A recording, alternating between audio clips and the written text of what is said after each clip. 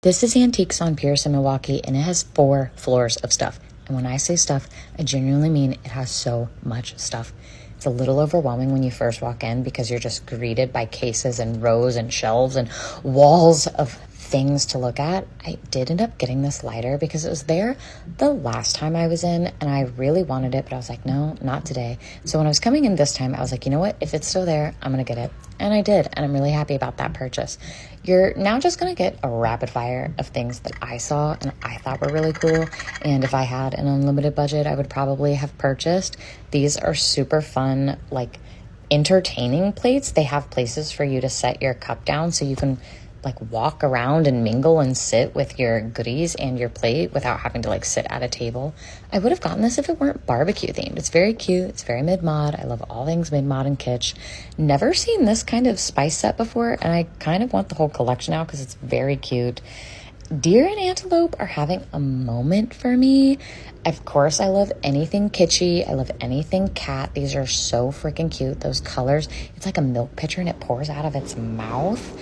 Again, with the deer and antelope, what a fun planter. Love this little froggy guy. I believe that was a McCoy planter.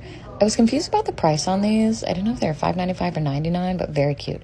This is my dream lamp. I want one of these so bad. If you know somebody or you see one at an estate sale and they are selling it for less than $3,000, please contact me. More figurines, more kitschy cats. And I was like, what do you mean not perfect? She's perfect to me.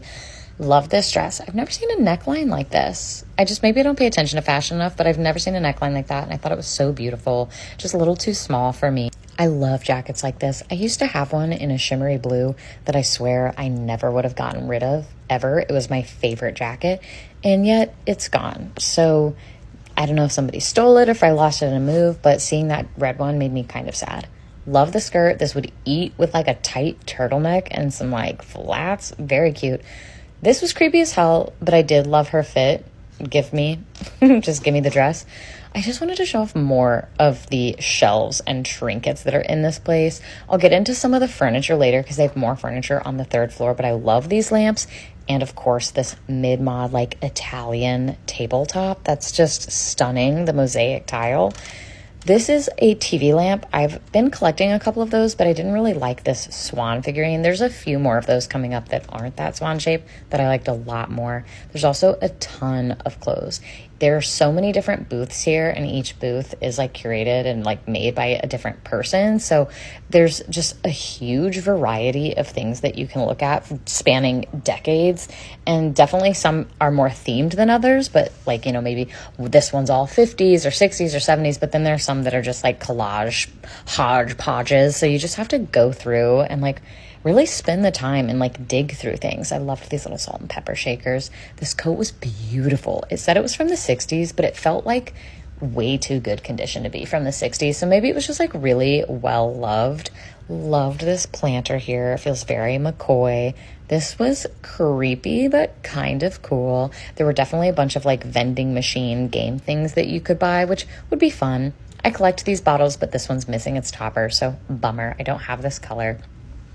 Almost bought this dress. I was very, very close to buying this dress. It was a little bit tight on the bust. I like how cinched it made my waist look, though. Like, okay, report my waist missing. I walked around with this for a little bit and then ended up putting it back. And I kind of regret that I did that. This is adorable. The fact that someone took the time to make that just brings me so much joy. This coat's giving Jackie. Oh, we love that.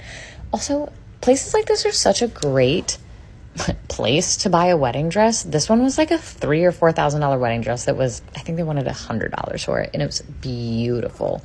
I forget what floor this was on, but it was curated really well. It felt like it was like curated by decade, and one was like curated by color, which was so fun.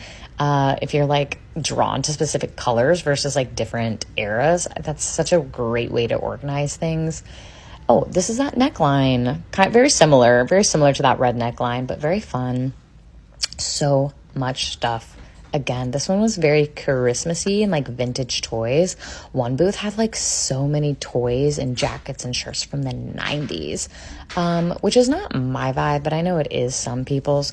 Again, with the furniture, really cute couches. I'd love to get into sewing and making my own dresses. These would be perfect for that. I just don't know how any of it works.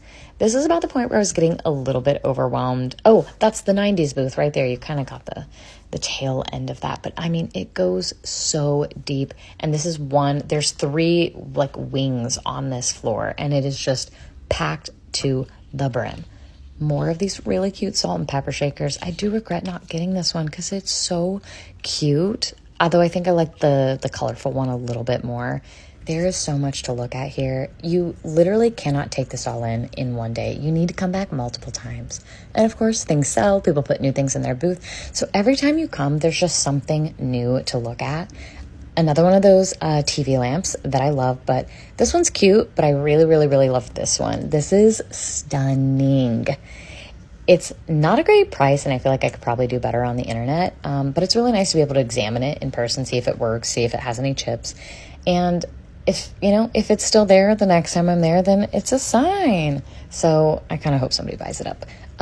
I loved this planter. I love this ring. I will think about this ring forever to come. Also, another one of those bottles that I collect, but also missing its topper. Whenever I go thrifting, I also look for a vintage shortbread pan.